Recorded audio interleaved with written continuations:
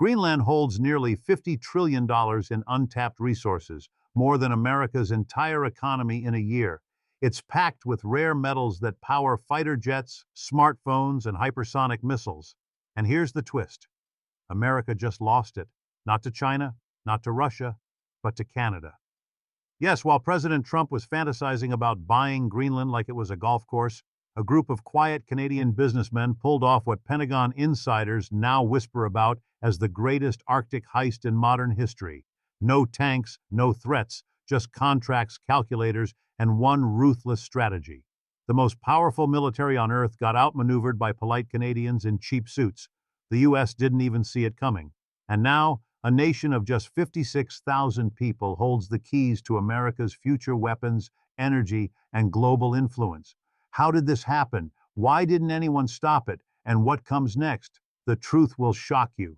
Number 1. Trump's Greenland Gambit.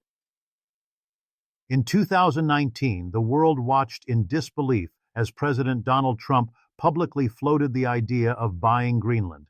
It sounded like a joke, until it wasn't. Trump wasn't just musing, he was serious. Behind closed doors, intelligence briefings had alerted him to something far more valuable than land. Greenland was sitting on a treasure trove of rare earth metals, critical to America's national security. These weren't just any minerals. These were the materials powering everything from smartphones to stealth bombers, the very backbone of modern warfare and global tech. To Trump, this wasn't just a strategic opportunity, it was a real estate deal waiting to happen. And he believed he was the man to close it. But instead of launching into careful diplomacy or quiet negotiations, Trump did what he was best known for: bluster, bravado, and headlines. He pitched the deal like he was bidding on a Manhattan skyscraper. When Denmark, which oversees Greenland's foreign policy, called the proposal absurd, Trump threw a tantrum. He canceled a state visit to Denmark, insulted its prime minister, and essentially burned bridges with one of America's oldest allies, just because they didn't want to sell a piece of their sovereign territory. What he saw as bold negotiation, the rest of the world saw as reckless arrogance. What Trump never realized was that this wasn't a poker game. He was pushing all his chips in on a flashy public move. But geopolitics isn't about big bets. It's about quiet, calculated steps. And while Trump was busy grabbing headlines and throwing around tariffs, Canada was already making its move, in silence. Trump's approach exposed a fundamental flaw in how the U.S. saw the Arctic. Washington assumed that its military strength and economic pressure would always be enough to get what it wanted. After all, Greenland was small, remote, and dependent on outside support. But that very arrogance blinded America to what was really happening. Instead of asking what Greenland wanted, Trump focused on what he wanted. That single error would cost America everything. Behind the scenes, Greenland was already reevaluating its future. Tired of being treated like a bargaining chip, its leaders started listening to other voices. Voices offering something different. Not dominance, but partnership. While Trump was tweeting threats, Canadian diplomats and mining executives were quietly visiting Nuuk, asking a question the U.S. never thought to ask: how can we help? By the time Trump returned to power in 2024, Greenland wasn't just a talking point in his speeches. It had become an obsession. He declared it part of a new national doctrine, pushing Congress to support taking control of the island for America's security. But it was already too late. The deals had been signed. The contracts were locked. And the resources he believed he could claim? Gone. What started as Trump's boldest foreign policy move ended in one of America's most embarrassing strategic defeats, and the world was watching. Number 2, beyond the headlines, Canada's quiet moves. While the world was busy laughing at Trump's Greenland real estate pitch, a much quieter and far more calculated operation was unfolding just out of sight. Canada, often dismissed as America's polite neighbor, was making moves that would reshape Arctic power forever. No speeches, no ultimatums, just cold strategy, long-term vision, and backroom deals. And unlike the U.S., they weren't trying to buy land, they were securing control over what was buried beneath it. At the center of this silent operation was Carney, the former governor of the Bank of Canada and Bank of England. Carney wasn't tweeting or grandstanding. He was in meeting rooms in Ottawa, Copenhagen, Berlin, building relationships, not issuing demands. Under his influence, a group of Canadian mining firms, diplomats, and strategists began stitching together an Arctic blueprint with one clear goal: lock in Greenland's resources without firing a single shot. Their approach was brutally simple: partnership over pressure. While Trump threatened Denmark with tariffs and insulted their leaders, Canadian executives flew under the radar. They met with Greenland's local government, listened to their long-term goals, and pitched offers that aligned with Greenland's growing push for economic independence. They didn't talk about ownership, they talked about shared success, and Greenland listened. One of the boldest moves came from Greenland Resources, Inc., a company most Americans had never even heard of. In late 2024, while the U.S. was consumed with election chaos and Trump's latest outburst, this low-profile Canadian firm presented a groundbreaking proposal: a 30-year license to extract molybdenum, one of the most valuable strategic metals on Earth, used in everything from missile guidance systems to smartphones.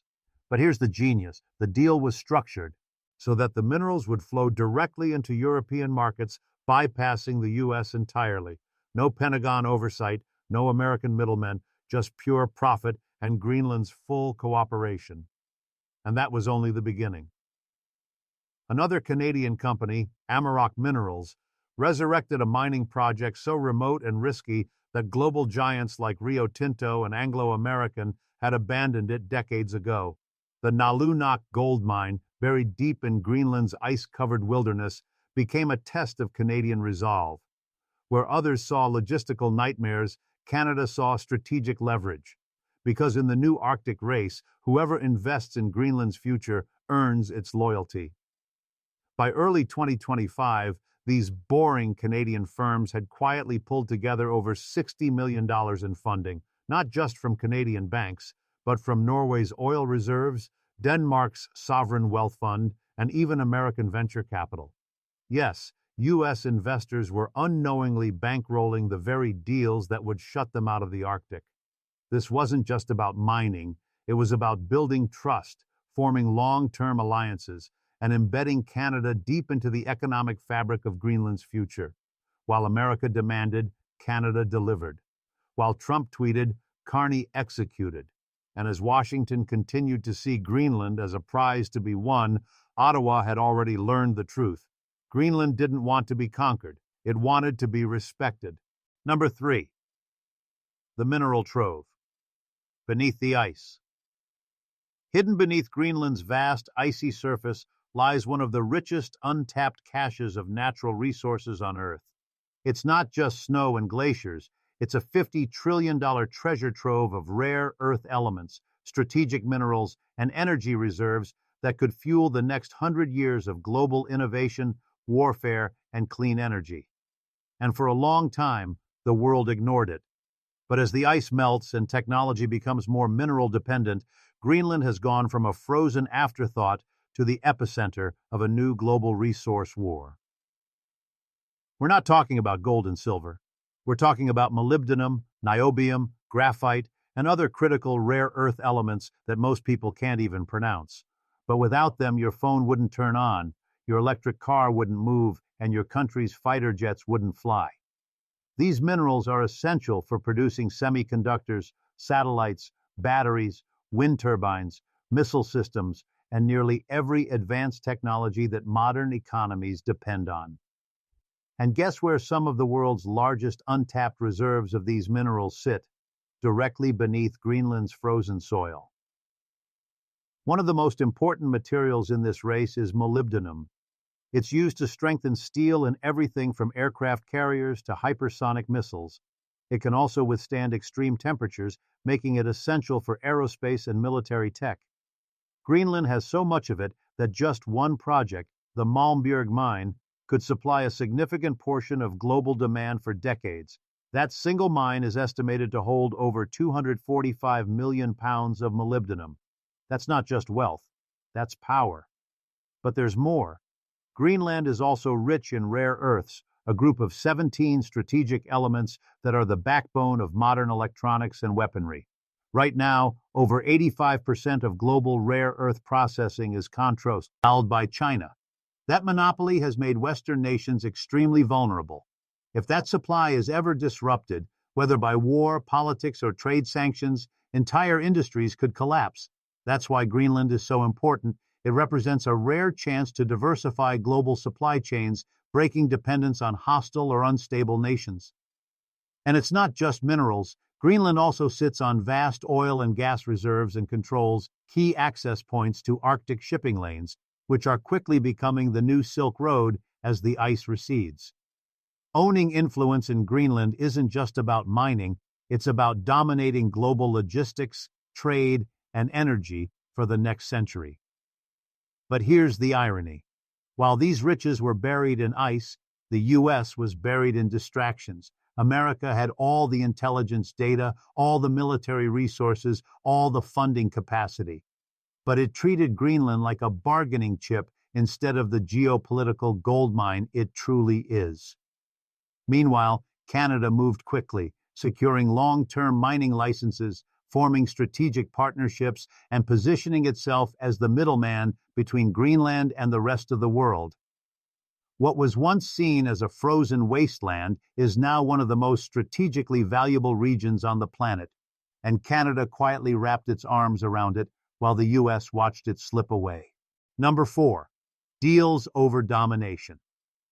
While America was busy posturing and flexing its muscles, Canada was doing something far more effective. It was making deals. No grandstanding, no military threats, no fiery speeches, just quiet, calculated diplomacy and business strategy. And in the Arctic, that made all the difference. Canada understood something the U.S. didn't. Greenland didn't want to be owned. It wanted to be respected. And in that simple insight, Canada found its biggest advantage. Rather than trying to buy Greenland outright, Canada offered what no other superpower did: partnership. At the center of this strategy was a series of strategic long-term deals between Canadian companies and Greenland's local government. These weren't hostile takeovers. These were offers built on mutual benefit: money, jobs, infrastructure, and local empowerment. And one by one, Greenland said yes. One of the most groundbreaking examples was the deal between Greenland Resources, Inc. and Greenland's government. While Washington was busy making noise, this low-profile Canadian company walked into Nuuk with a 30-year mining license proposal. The target? Molybdenum, the metal powering next-gen jet engines, stealth tech, and military-grade alloys. But the brilliance wasn't just in the metal, it was in the structure of the deal. Instead of funneling everything through North American supply chains, Canada offered a direct pipeline to European markets. That meant no Pentagon oversight, no U.S. regulations, and no middlemen. Just clean, profitable trade, and Greenland's economy got a major boost overnight. But the real masterstroke came when Amaroq Minerals, another quiet Canadian firm, revived the Nalunak gold mine, a brutal, remote, expensive operation that most global mining giants had abandoned as a lost cause. Where others saw risk, Canada saw opportunity. They understood the bigger picture. Whoever invests in Greenland's future earns Greenland's trust. The deal brought in over $60 million in funding, sourced from Denmark's sovereign wealth fund, Norway's oil capital, and, ironically, American venture capital firms who didn't even realize they were bankrolling the very deals that would shut the U.S. out of the Arctic. And Canada didn't stop there. It expanded its footprint by signing offtake agreements and launching joint ventures with Nordic countries and Greenlandic firms. These contracts weren't just about minerals, they were about influence. Every deal tied Greenland's economic future to Ottawa, not Washington. And while America talked about control, Canada quietly earned Greenland's loyalty through investment, not intimidation. Even more impressive? Canada didn't need the military to get what it wanted. There were no soldiers, no warships, no flags being planted, just contracts, just boardrooms, just spreadsheets. And yet, by early 2025, Canada had effectively become the Arctic's gatekeeper. Every mining contract, every infrastructure project, every rare earth shipment, all roads led through Ottawa. In the modern geopolitical landscape, raw power means nothing if you can't back it up with relationships and long-term strategy, and that's where the U.S. failed. America thought Greenland could be bought. Canada showed it could be won through deals, not domination. Number 5. Washington's response, or lack thereof. By the time Washington realized what was happening in Greenland, it was already too late. While Trump was busy crafting headlines and staging his next political stunt, Canada had locked in long-term deals, secured access to Greenland's most critical resources, and outmaneuvered the U.S. in one of the most significant strategic regions of the 21st century. And when America finally tried to respond, it looked less like a comeback and more like a desperate scramble. At first, U.S. officials dismissed the Canadian deals as minor. After all, Canada didn't have the global clout of China or the military reach of Russia, but that underestimation turned out to be one of America's biggest foreign policy miscalculations. Because Canada wasn't acting alone. It was building a coalition, one that included European nations, Nordic financial powerhouses, and Greenland itself. And the U.S.? It was on the outside, looking in. As panic slowly set in, Washington tried to reassert its presence. In mid-2025, the U.S. Export-Import Bank, Exim, offered a $120 million loan to Critical Metals Corp. Aimed at reviving an American-backed rare earth project in southern Greenland. It was an attempt to claw back some influence, but it was a move made far too late. The key mines had already been spoken for. The contracts were already signed, and Greenland's government had already shifted its trust and loyalty elsewhere. Even more damaging was the internal chaos in Washington. Some factions in the government still believed in the old-school playbook: military pressure, sanctions, and aggressive diplomacy. There were even whispers of Cold War-era strategies being dusted off: Arctic patrols, submarine routes, and contingency plans for securing Greenlandic ports. But the world had changed. The battlefield wasn't tanks and missiles, it was supply chains, consio, tracks, and alliances, and in that game the U.S. was a decade behind. Meanwhile, Canada kept reinforcing its lead. Greenland's leaders, frustrated by America's dismissive tone and confrontational posture, began to openly criticize Washington. When Trump returned to power and declared that the U.S. should take control of Greenland for its own good, it only deepened the divide. Greenland's prime minister didn't hold back. He labeled the rhetoric as aggressive colonialism. Denmark followed with an even more explosive declaration that any attempt to coerce Greenland would be considered an attack on NATO itself. This marked a stunning shift. America, the leader of NATO, was now being challenged by its own allies. European leaders who had once stood beside Washington began to distance themselves. Even Poland, one of the U.S.'s most loyal partners, hesitated, afraid of choosing between American military aid and European solidarity. In the end, the U.S. response was a patchwork of half measures. Too little, too late. America had the military power, it had the intelligence, it even had the money. But what it lacked was the one thing that truly mattered in this new Arctic era: credibility. While Canada was building trust, the U.S. was burning bridges, and when the dust finally settled, it became clear. Washington hadn't just lost Greenland's resources, it had lost Greenland's respect.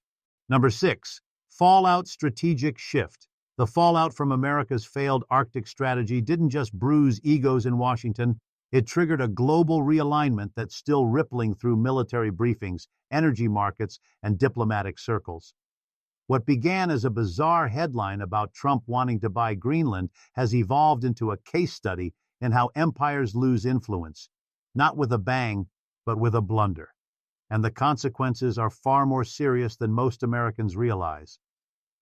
By 2025, the U.S. found itself effectively locked out of Greenland's booming resource economy. Every major rare earth deposit, every significant mining license, and every major infrastructure project was already tied up in long-term deals, mostly led by Canada, backed by Nordic allies, and tailored to benefit Greenland first. America wasn't just sidelined, it was completely cut out of the supply chains it once took for granted. The immediate impact hit the military-industrial complex like a cold slap. Without access to Greenland's rare earths and molybdenum, U.S. defense contractors found themselves material constrained. Critical programs stalled. Lockheed Martin froze progress on a key hypersonic missile system. Raytheon reportedly began cold calling Canadian suppliers, desperately trying to secure parts. Even NASA admitted its satellite components were in jeopardy, all because the resources they needed were flowing, not to America, but to Europe and Asia, via quiet Canadian partnerships. But the real shift wasn't just economic, it was strategic. Greenland, long considered a passive, dependent territory, suddenly emerged as a regional power broker. Backed by fresh revenues from mining deals, Greenland's parliament passed sweeping legislation to transform its economy. Foreign companies operating on the island were now required to hire locals, build infrastructure, and reinvest profits into a national sovereign wealth fund. The result? Greenland started building airports, schools, hospitals, and deep-water ports, not with foreign aid, but with its own mineral money. And this newfound confidence brought political clarity. Greenland made it clear it would not be treated as a prize or pawn by any superpower, including the United States. When Trump hinted at asserting control for America's protection, Greenland's leaders called it what it was, modern-day colonialism in disguise. That moment sparked a diplomatic chain reaction. Denmark, usually cautious and neutral, issued a stern warning that any U.S. coercion would be seen as a direct threat to NATO. European nations rallied behind this stance. Norway deployed intelligence assets to support Denmark's claim. France sent a nuclear submarine to patrol Greenland's waters. Even Poland, typically aligned with U.S. interests, froze, caught between military dependence and European unity. This wasn't just a rejection of Trump, it was a rejection of Washington's old model of influence, where power meant pressure and loyalty was demanded, not earned. Canada's quiet, patient strategy revealed a new reality. In the 21st century, contracts speak louder than warships, and respect builds stronger alliances than fear ever could. In the Arctic, a shift occurred, not just in territory or resources, but in who sets the rules. And for the first time in generations, it wasn't Washington. It was a coalition led by Ottawa, welcomed by Nuuk, and backed by capitals across Europe. The world was watching and taking notes. The Arctic wasn't lost through war. It was lost through arrogance, neglect, and a complete misunderstanding of modern power. While America demanded loyalty, Canada earned trust. While Washington issued threats, Ottawa signed contracts. And in the silence, the balance of power shifted forever. Greenland is no longer a pawn. It's a player. And the U.S., it's watching from the sidelines. If this story opened your eyes, hit that like button, drop a comment with your thoughts, and subscribe for more global power moves you won't hear on the news, because what's happening next might be even more shocking. Stay tuned.